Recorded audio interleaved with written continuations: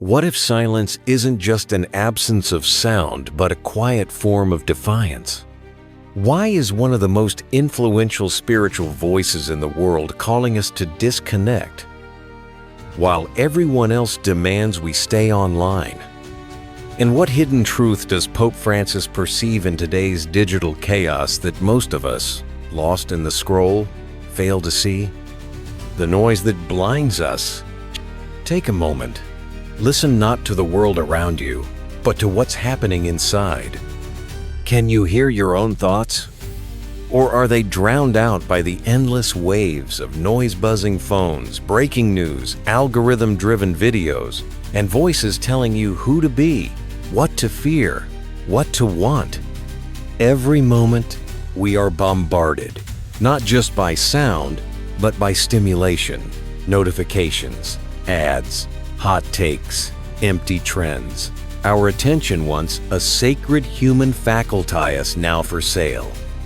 And in the midst of all this noise, one solitary figure stands in white robes, not yelling, not trending, not performing, but still, deliberately still.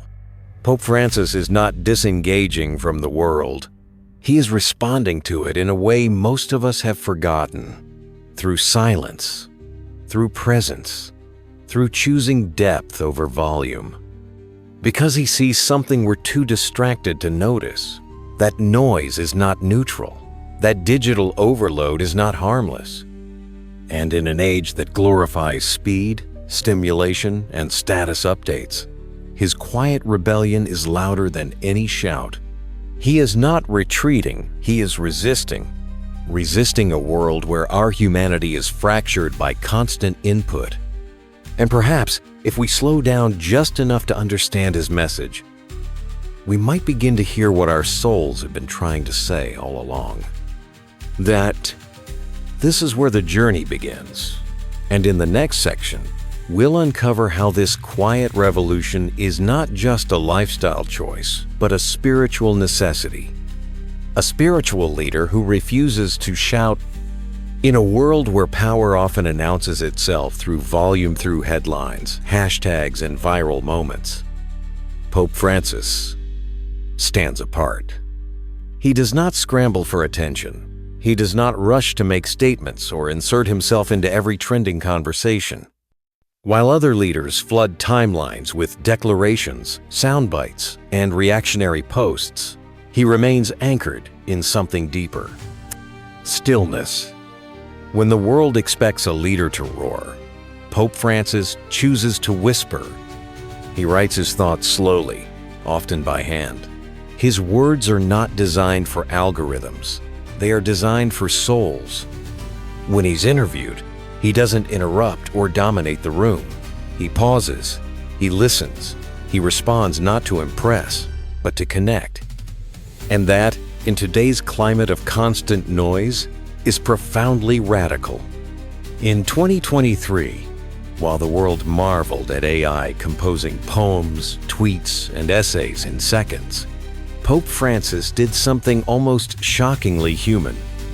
He picked up a pen, and with quiet intention, he wrote his Christmas message by hand, a simple act that reminded us that meaning isn't measured by speed, that the human touch carries something no machine ever could. It wasn't just a stylistic choice. It was a statement that in an age obsessed with instant content, true wisdom still takes time. And perhaps most importantly, his actions remind us of something our hearts have long known, but our minds have forgotten. Your soul doesn't shout, it whispers. And if we want to hear it, we must first learn how to be quiet. That the world is too loud to hear itself. In one of his recent reflections, Pope Francis issued a quiet but urgent warning. Humanity is becoming lost in noise. But he wasn't simply talking about loud streets or crowded cities. His concern ran deeper. He was pointing to something more insidious, the invisible noise we carry with us, the noise that lives in our pockets and never lets us be. The relentless stream of updates, opinions, alerts, and arguments. This is not just sound. It's psychological clutter, emotional static, spiritual interference. He described a world where the constant need to stay connected has disconnected us from ourselves. When we lose the ability to be silent, he said, we lose the ability to listen, not just to people around us, but to the voice within us, to the whisper of conscience, to the presence of the divine, to the simple, sacred rhythm of being. Think about it. When was the last time you sat in silence and truly listened not to a podcast, not to your notifications, but to your own breath? In our rush to respond, to react, to stay relevant, we have lost the very thing that makes life real: presence. Pope Francis reminds us that presence is not a passive thing. It is an act of courage, to sit with silence, to stay in the moment, to hear what lies beneath the surface. And it is therein, that still space, that peace begins to grow. We've seen how Pope Francis urges us to rediscover silence to find peace in presence. But his message doesn't stop at words. It's carved into the very shape of his life. A radical return to simplicity. Pope Francis doesn't just preach simplicity, he embodies it. In a world where power often arrives in gold-trimmed vehicles and guarded palaces, he made a different choice. He refused the opulent papal apartments and chose instead to live in a modest guesthousia place where ordinary visitors stay. He doesn't surround himself with grand symbols of status. He surrounds himself with humanity. He writes his letters by hand. He carries the same worn black briefcase he used decades ago. And Yesh still rides the bus. These are not gestures for publicity.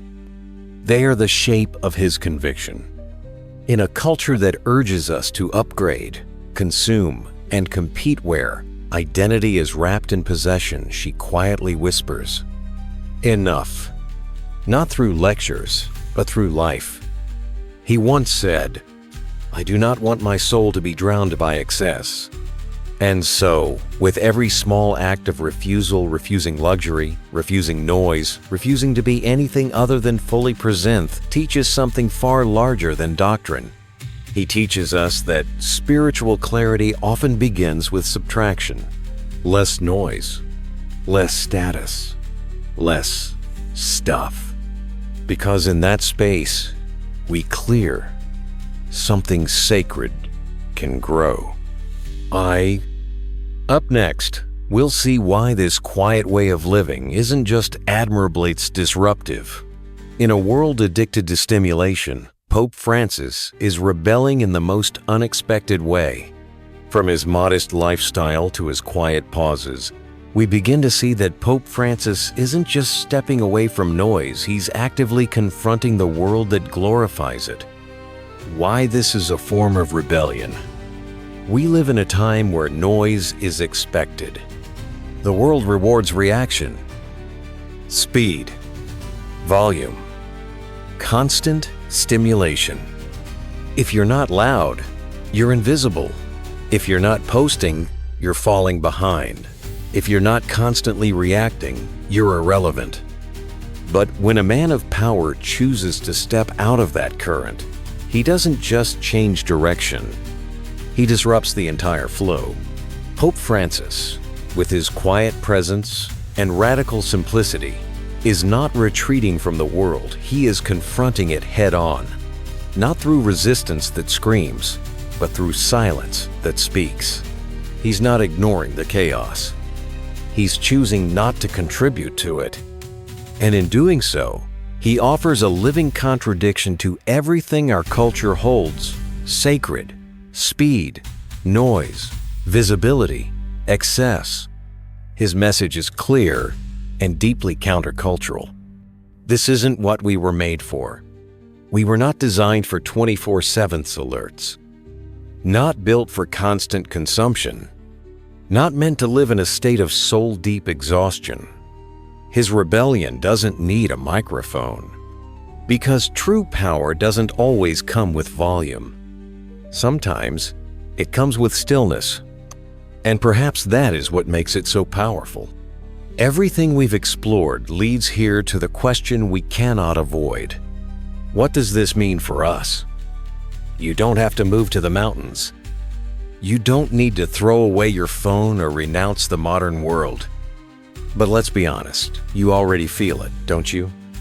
The exhaustion from scrolling, the ache of too many tabs open, both on your screen and in your soul, the quiet grief of days that pass in a blur of noise, where nothing truly lands. You feel the pull for something deeper. And that's where this message touches you, not as theory, but as invitation.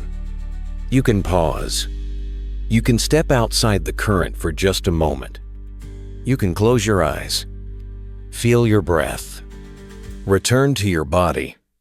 And remember, you're not a machine. Because if the most powerful spiritual voice in the world is choosing stillness over stimulation, maybe that's not weakness. Maybe that's wisdom. Pope Francis is not disconnecting from life. He's reconnecting with what life truly is. And through his example, he gently reminds us that there's another way to live. Not louder, but deeper. Not busier, but more aware. Not constantly reacting, but consciously being whispers instead of shouts. The world is loud. It shouts at us from every direction through screens, headlines, and constant demands for attention. But healing is quiet. It doesn't come in the form of viral noise. It arrives in a breath, in stillness, in the moment we finally stop running and start listening. And maybe, just maybe, in a world obsessed with doing more, saying more, proving more, the most powerful act of rebellion is this: to hear your own soul again. Can you still hear it? Or has the noise won? If something in this message stirred you, pause. Don't rush to the next video. Take a moment. Sit with it. Share it, not to impress anyone, not for numbers, but as a quiet gesture of presence. Because sometimes all it takes is one whisper to awaken something sacred. And if you'd like to keep walking this path with us gently, mindfully, we invite you to stay. Subscribe to Mindful Way Television, not for endless content, but for content that makes you feel, for stories that don't just inform but transform. And if this video meant something to you, let us know in the comments. Your words help us grow and help us make this space better for others like you. Ready to go deeper? Watch our next video. It might just be the whisper you didn't know you were waiting for.